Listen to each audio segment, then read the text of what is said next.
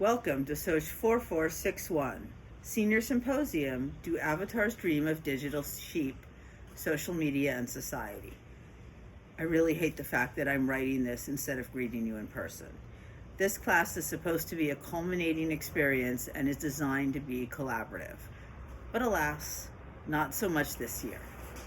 We'll do our best to create a vibrant online community of knowledge producers because that's what this class is really about. Here, you move from just taking in knowledge to producing it. And I'm looking forward to seeing what you produce. Who am I? That's hard to say. What do you need to know to understand me? I don't really know, but I can give you some basics. So I went to UC Berkeley after growing up in Los Angeles, which my mother described as adding fuel to a fire, and she meant it as a compliment. She was the one who'd given me the Questioned Authority button and the copy of Howard Zinn's book.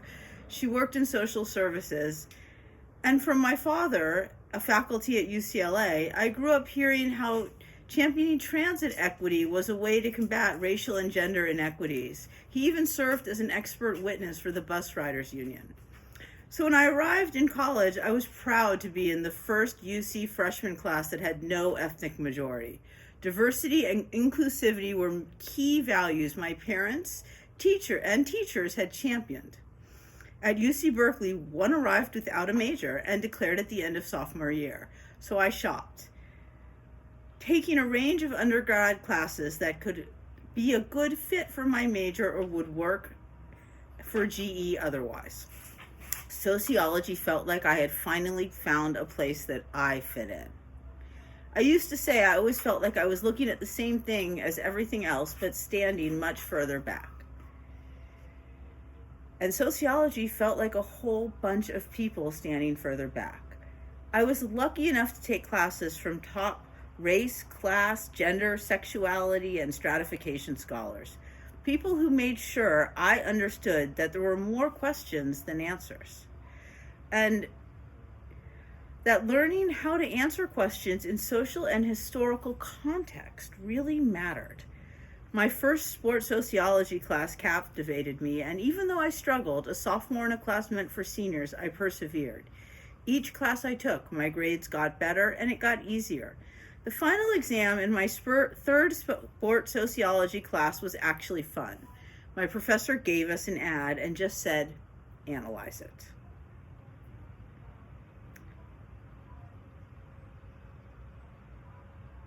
People always wonder what they're really good at and how they'll know that they're good.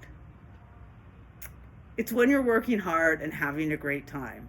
Years later, I ran into my professor at a conference and he remembered me and that exam. He wasn't surprised I'd become a sociologist. It was sort of obvious. But it turns out, even in the marginalized field of sociology, sports and media are obscure subfields. So when Mike Messner at USC called me after receiving my application to graduate school, I was stunned. It was like winning the lottery. I was going to study with one of my heroes. And with PhD in hand, I soon learned that no one wanted to hire a sports sociologist, even with specialties in gender, race, class, and sexuality, and media. But I was also a research methods specialist, and lots of people want to hire those. So I taught all over the country for a few years and was lucky enough to land at CPP. I applied for jobs all over the world, and I got to come home. And I've been here since 2002, and it's a great place to work primarily because of you guys. The students here are truly special.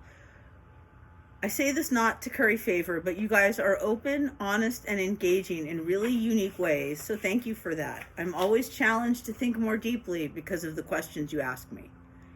In grad school, my primary areas of study were sport and the body, culture and communication, and intersectional feminism. The nexus of media, bodies, and ideology was what first inspired me in sociology and what continues to drive my work today. And social media is very much at that nexus. And while it's easy to celebrate all the ways it brings people together or critique the ongoing pressure that many people feel, what is actually interesting me right now is the role it seems to be playing in ideological formation.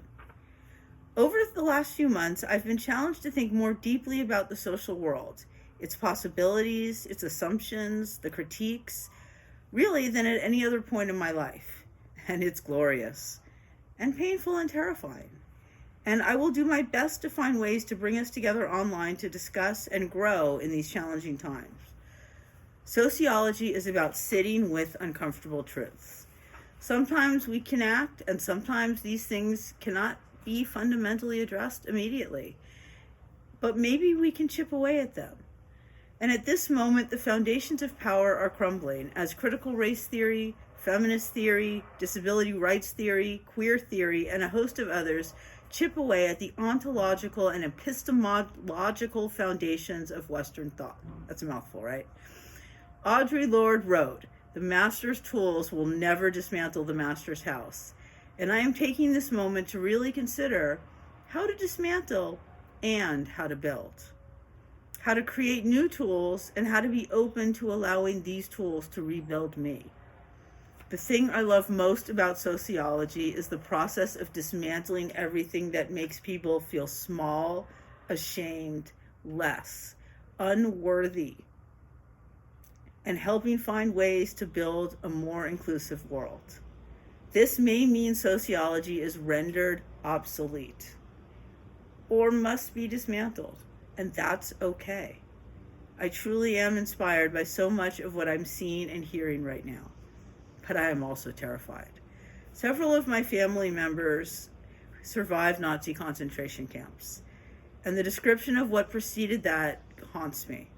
Increasing income inequality, growing social divisions and extremism, open hate speech are harbingers of fascism. So I ask you, what kind of world do you want to make? Because it is up to us now. What of the possible futures we face are we going to actualize?